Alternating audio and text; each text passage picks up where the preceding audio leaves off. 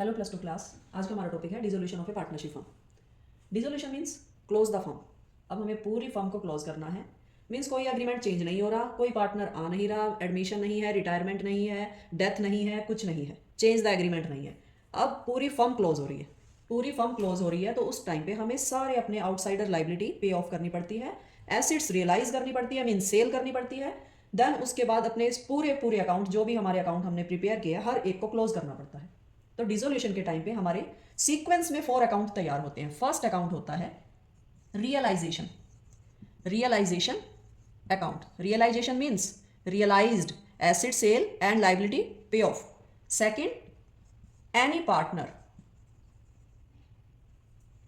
Loan account. Loan account किसका होगा? अगर किसी भी पार्टनर ने फर्म को लोन दे रखा है या ले रखा है तो सेकंड नंबर पे हम पार्टनर लोन अकाउंट बनाएंगे। देखिए ये सीक्वेंस आपको ऐसे ही फॉलो करनी है, इसको आप आगे पीछे नहीं कर सकते हो। थर्ड नंबर पे हमें क्या बनाना है? Partners capital account. Partners capital account. And four and last आपने कैश और बैंक अकाउंट।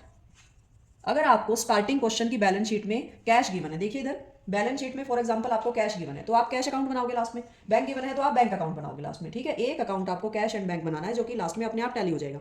ठीक है, तो ये 4 अकाउंट आपको सीक्वेंस से बनाने हैं। तो चलिए क्वेश्चन स्टार्ट करते हैं।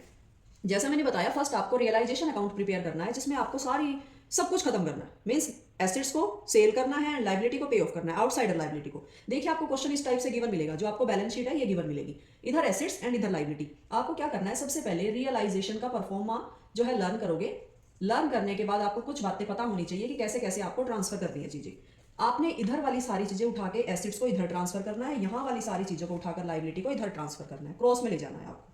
लेकिन किन बातों का ध्यान करना है? कैश एंड बैंक को ट्रांसफर नहीं करोगे, इधर से कैपिटल को ट्रांसफर नहीं करोगे। फिर आउटसाइडर अगर आपका कुछ भी है तो आपको सारी चीजें पहले ट्रांसफर कर दो।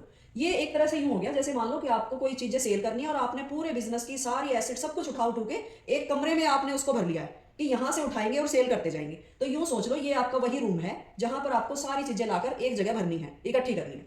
तो चलिए इकट्ठी करते हैं। देखिए आपको सबसे पहले क्या ट्रांसफर करना है? ये सारी जितनी भी आपको कैश और बैंक को छोड़कर एसेट्स गिवन है ना, सारी एसेट्स को क्रॉस में यहां पर लाकर छोड़ दोगे। सारी एसेट्स जो लाके छोड़ोगे कौन कौन सी होंगी? जैसे मान लो कि आपका यहाँ पर डेटर है, डेटा लिख दोगे। स्टॉक है, स्टॉक जैसे है एज इट इज, आपको कुछ भी चेंज नहीं करना इसमें। फर्नीचर है, मशीनरी है, गुडविल है, सब कुछ यहां पर लाकर आपने इकट्ठा करके रख देना है। इधर से आप क्या करोगे? जो भी आउटसाइडर आपकी लाइबिलिटीज है उनको सारों को इधर लाकर आप रख दोगे।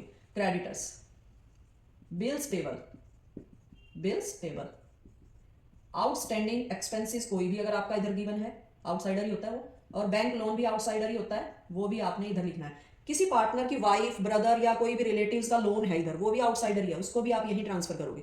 ठीक है, उसको पार्टनर लोन अकाउंट में इंक्लूड मत करना। रिलेटिव हो, ब्रदर हो, वाइफ हो, हस्बैंड हो, वो सभी आउटसाइडर ही होते हैं, उसको पार्टनर लोन के अंदर आपने इंक्लूड नहीं करना है। कैपिटल को भी यहाँ ट्रांसफर नहीं करना है आपने, रिजर्व्स को भी इधर ट्रांसफर नहीं करना है। ठीक है, इन्वेस्टमेंट फ्लक्चुएशन रिजर्व्स आता है, उसके लिए अलग ट्रीटमेंट है। तो देखिए ये सारा कुछ ट्रांसफर करने के बाद अब आपका बैलेंस शीट का तो हो गया काम खत्म, क्योंकि वो चीजें हम यहाँ पर ले आए हैं। अब करते हैं अपना असली काम शुरू। ये जो सारी एसेट्स है ना, इन सारी एसेट्स को यहां पर हम क्या करेंगे? सेल करना शुरू करेंगे। अगर जो पूरी फर्म इसको सेल कर रही है, फर्म का काम है सेल करना, तो यहां पर हम लिखेंगे बाय बैंक अकाउंट।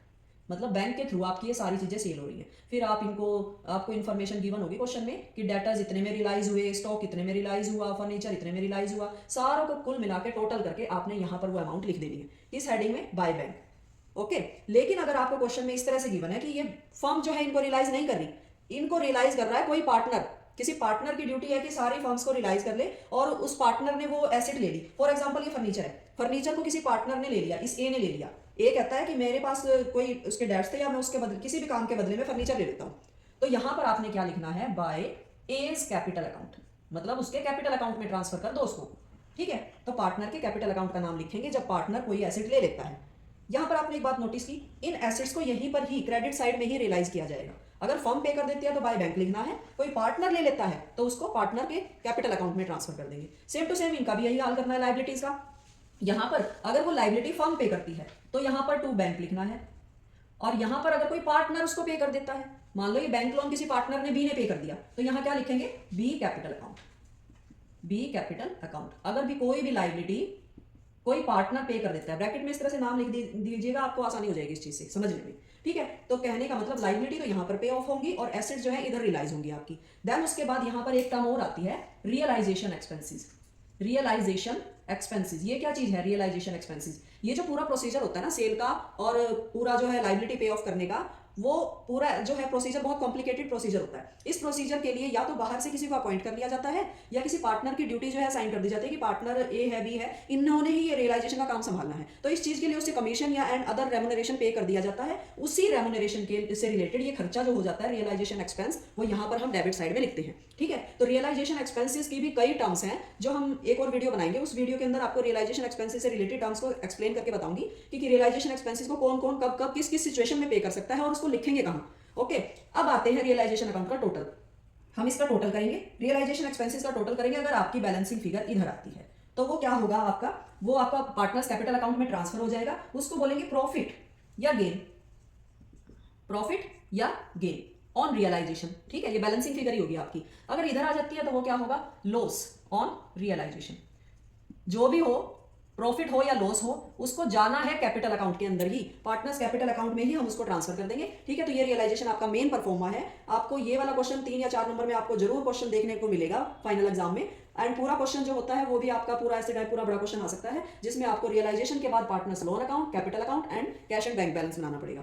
तो इसमें सिर्फ रियलाइजेशन अकाउंट का ही थोड़ा सा काम है और ज्यादा काम नहीं है इस चैप्टर के अंदर। तो डिसोल्यूशन का एक आध क्वेश्चन सॉल्व करके देखना। Okay, thank you.